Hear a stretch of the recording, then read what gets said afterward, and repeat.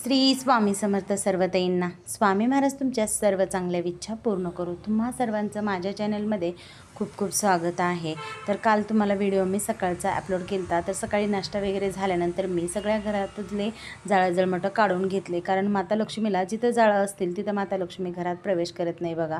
असं कोपऱ्यामध्ये जाळं जळमटं होऊच द्यायचं नाही।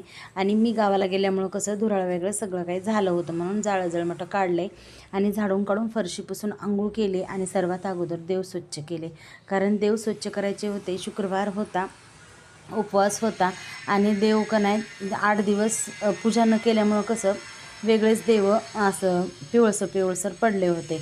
त्यामुळं म्हणलं ते अगोदरची पितांबरी होती ती वेगळीच होती, त्यामुळं कसं सगळे देव असं वेगळेच झाले होते, असं लालसर असं वेगळेच झाले होते देव। म्हणून म्हणलं चला देव स्वच्छ करावे। 8 दिवस देवांना अंघोळ नव्हती, कसलंच पूजा वगैरे नव्हती, कारण घरी कोणच नव्हतं, त्यामुळं पूजा वगैरे केली नाही। मिस्टर होते पण मिस्टर काय देवपूजा करत नाहीत, त्यांना जमत नाही, म्हणून ते देवपूजा करत नाहीत। तर देव स्वच्छ केले आणि सर्वात अगोदर देवपूजा करायच्या अगोदर बघा दिवा लावून घ्यायचा असतो, दिव्याच्या साक्षीनं पूजा करायची असते। म्हणून देव स्वच्छ करून घेतले आणि सर्वात अगोदर मंगल कलश स्थापित करायच्या अगोदर काय केलं, दिवा लावून घेतला, अष्टलक्ष्मी दिवा अगोदर लावून घेतला आणि त्यानंतर परत पुन्हा मग मंगल कलशाची स्थापना केली। कारण कसं असतं, मंगल कलश अगोदरच माझा स्थापित आहे, परंतु शुक्रवार, गुरुवार, अमावस्या, पौर्णिमा आणि मी जसं मला जमतं शुक्रवार मंगळवार तसं मी मंगल कलशातलं पाणी बदलत असते। तर आज कसं सगळे देव स्वच्छ केल्यामुळं मंगल कलश पण स्वच्छ केला होता, त्यामुळं सगळं काही पाणी वगैरे काढलं, मंगल कलशाला स्वास्तिक काढली, 2 रेषा ओढल्या साईडच्या ज्या असतात त्या मर्यादा असतात।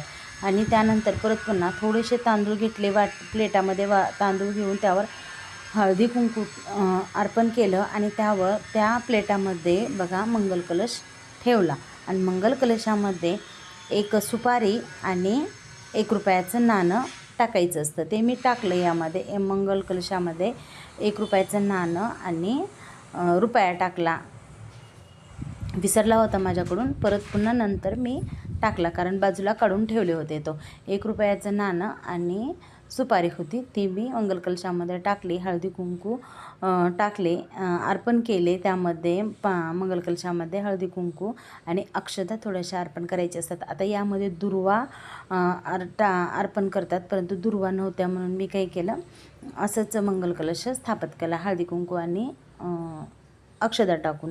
आणि त्यानंतर बघा सगळी काही पूजा वगैरे करून घेतली आणि ही होती जी दुपारची वेळ होती, कारण आज पण शुक्रवारी मला कसलंच ब्लाऊज वगैरे शिवायला जमणार नव्हतं, कारण कपडे भरपूर होते, सगळे काही कपडे धुतले होते, काढले आणि कपड्याच्या घड्या केल्या। एवढं सगळं काम आवरायला मला, म्हणजे बाकीचे जे काही दुपारचे कामं होते, जे काही आता 8 दिवस नव्हते, मग 8 दिवसात कपडे भरपूर होते, कारण एक फेर धुतला होता, वाळवला होता आणि त्याच्यानंतर परत डबल मी अजून नंतर बाकीचे कपडे वाळत घातले होते, तोपर्यंत वाजले होते 6 साडेसहा वाजले होते।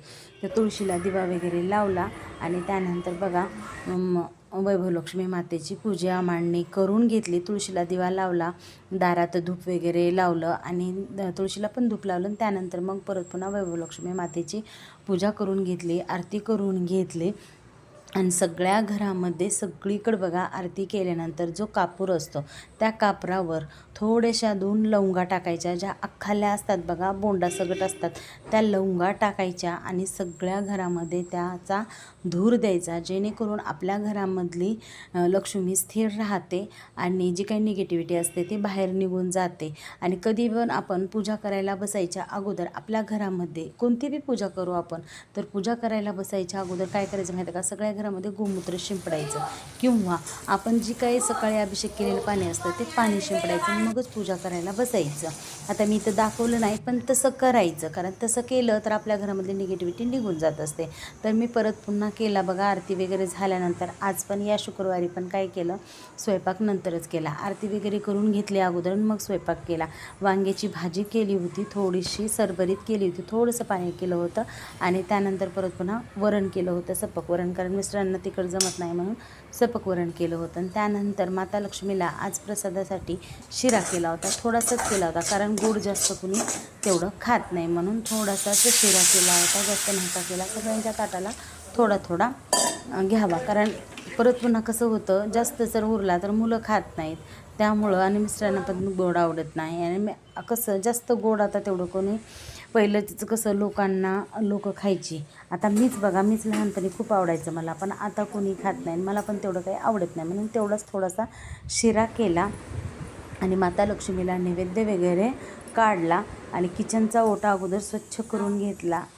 कारण एकदा जेवण केलं की परत पुन्हा करू यायला नको वाटतं, म्हणून म्हणलं चला अगोदरच करावं. म्हणून काय केलं, किचनचा ओटा स्वच्छ केला आणि भात लावला. भात शिजेपर्यंत किचनचा ओटा आवरून घेतला आणि त्यानंतर माता लक्ष्मीला नैवेद्य काढला. कारण शिरा पण तोपर्यंत थंड झाला, थोडा भात होता गरमच होता, पण थोडंसं थंड झाल्यानंतर ताट उचललं. तोपर्यंत सगळा किचनचा ओटा वगैरे आवरला आणि माता लक्ष्मीला नैवेद्य दाखवून घेतलं सर्वात अगोदर. आणि मला लक्ष नव्हतं तुळशीपत्र तोडायचं ध्यानातच नाही, म्हणून मी परत पुन्हा माता लक्ष्मीला जी गुलाबाचं फुल अर्पण केलेलं असतं तेच गुलाबाच्या फुलाची पाकळी घेतली आणि 3 वेळेस ताटाभोवती फिरवलं. ताटाच्या खाली अगोदर पाण्याचा चौकोन केला आणि त्यावर ताट ठेवलं आणि परत पुन्हा गुलाबाची पाकळी घेतली आणि 3 वेळेस ताटाभोवती फिरवलं गायत्री मंत्र म्हणून. आणि त्यानंतर माता लक्ष्मीने ते गुलाबाची पाकळी त्या माता लक्ष्मीच्या चरणावर अर्पण केली. बघा, याला म्हणायचं असतं गायत्री मंत्र म्हणायचं, ओम भूर्भुवस्वः चतुर्वरेण्यं भर्गो देवस्ते धियो न प्रचोदयात् असा मंत्र म्हणायचा. आणि त्यानंतर परत पुन्हा